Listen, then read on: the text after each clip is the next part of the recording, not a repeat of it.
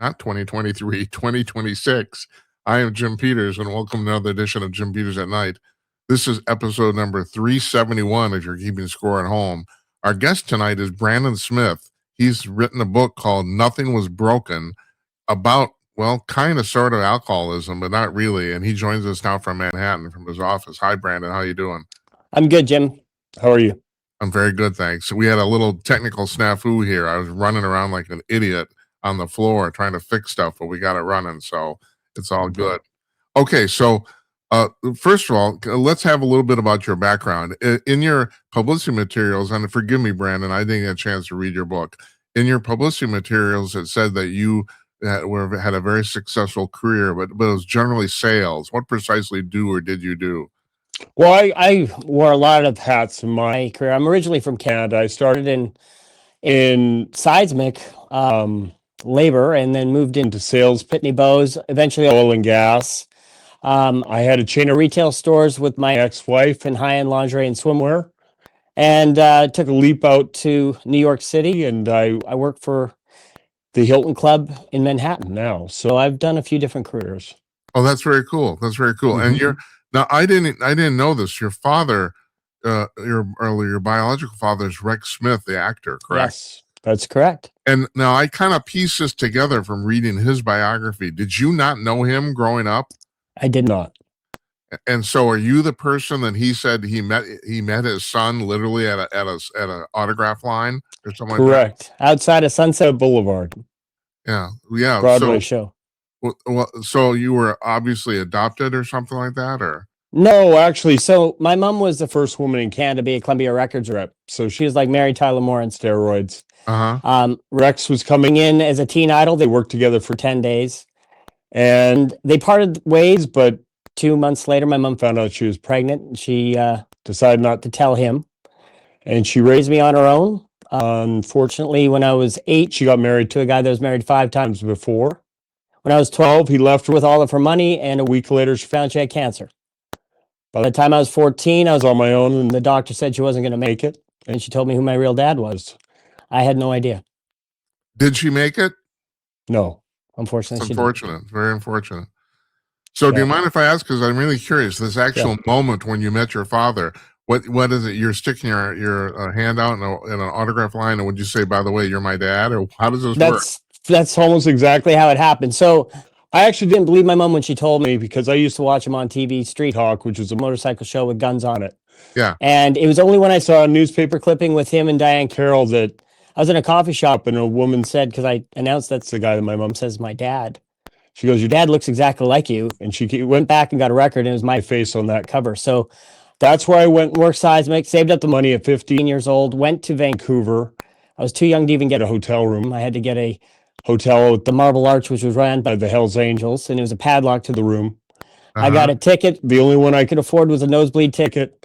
At the end of the play, after I watched Sunset Boulevard, I went up to him when he was signing autographs for AIDS Hospice for charity, and I did exactly what you just said. I went up to him, and I had a picture of my mom and him that she kept.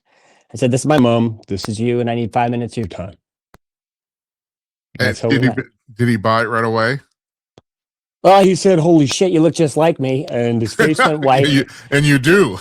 Yeah, and I went from this marble palace of this theater to what they called a green room, and I was going down concrete stairs with security, which I wasn't sure how that was going to end up, but ended up in a green room with endless cookies and sandwiches. Diane Carroll, I guess news travels faster than CNN, in the Broadway house, and she came and started pulling on my cheeks and looking at my face. She couldn't believe the story that was just unfolding. Did you and your dad become close? Very close. We're very close now. I mean, I produced my dad's show in New York City 10 years ago, Confessions of a Teen Idol, and we just had another run of it last September in New York City, which is really cool because I have a half brother and sisters, and they were here for it, and we had 20 people out on a deck in Manhattan celebrating his last show.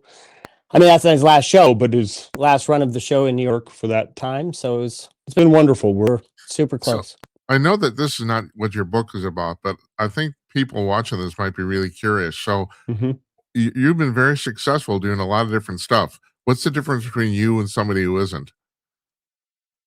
Determination. I mean, I never look, And even with meeting my dad, he had another life, and it wasn't like my life was just introduced to, going from being on my own at 15 to all of a sudden I'm living with him, and it's, leave it to Beaver.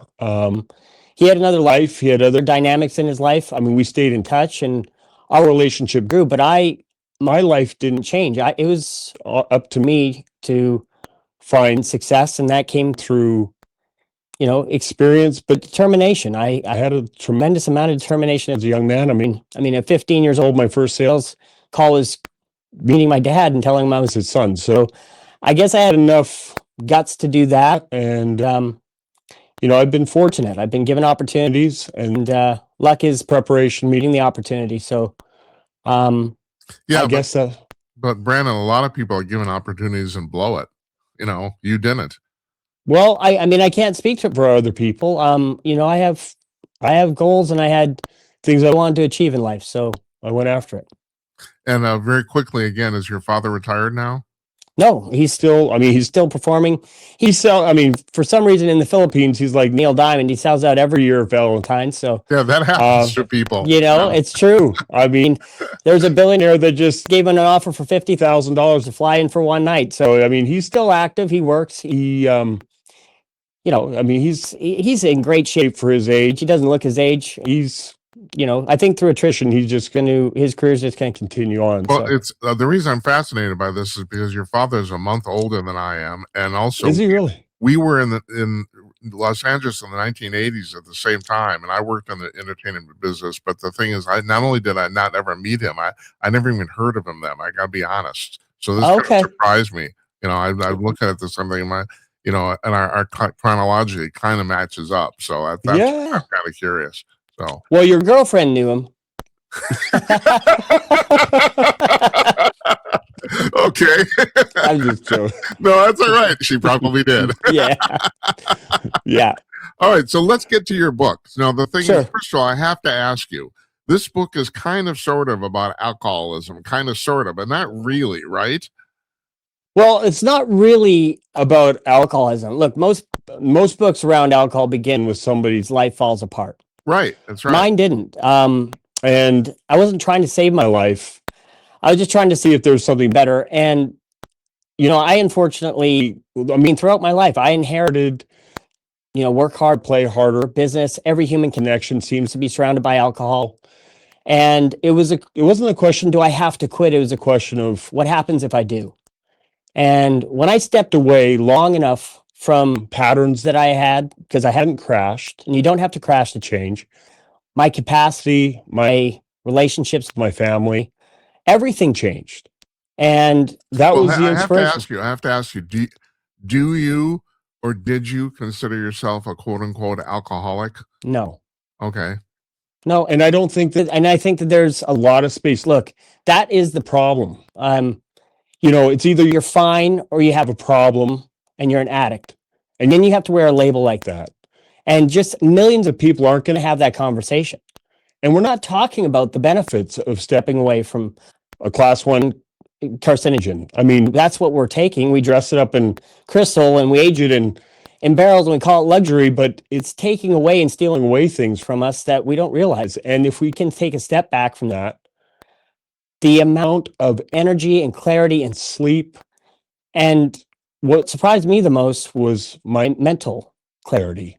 I mean, there was the things that I had already operated at a high level increased, and my family appreciates me in a different way. I'm not reaching for a bottle of wine at night. And would you describe yourself previously as slightly buzzed a lot of the time? Yeah, I think that's been our society for a lot of people. Yeah. It's how we connect. It's how we do business. It's how we escape. We just don't need it. I have a brother-in-law whose father was right out of Mad Men in the 1960s. I know. Fair enough. Yeah. 3 martini lunches, always a drink when you got home. It's like, and sometimes you wonder how those guys could even function. I mean, it's yeah. And I watched that series, but even watched the Today series. Like when you look at, what is it? Dutton Ranch. I was watching that. Now that I've stepped away, I haven't had a drink in 120 days, and I'm not saying I'm never going to have a drink.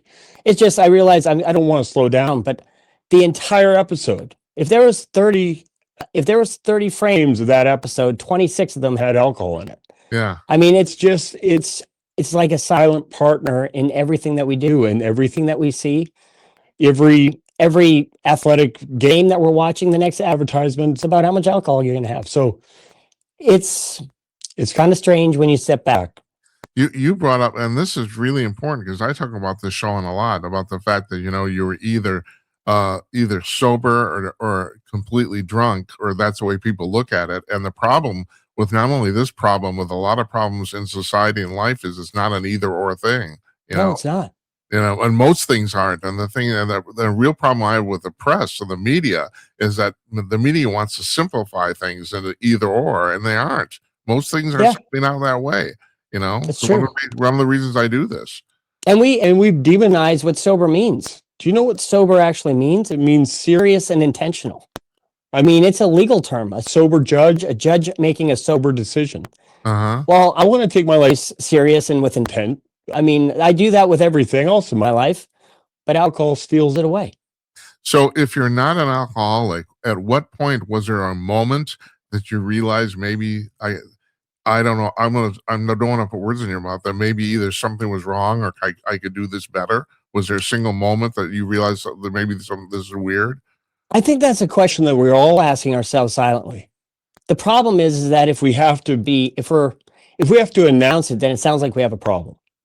Every time, I mean, everybody pays for a good night or a long weekend in the morning with interest at the hangover. I mean, we're already paying for it. We know it's happening. It's almost an industrial ignorance. We know that listen, everybody knows somebody that has that major issue with alcohol, drugs, gambling. I mean, modern sober is being modern sober about a lot more than just alcohol. But we know it has an impact and it's not positive. So there's was it for me? It was just, I knew that pattern was there and I wanted to step back from it.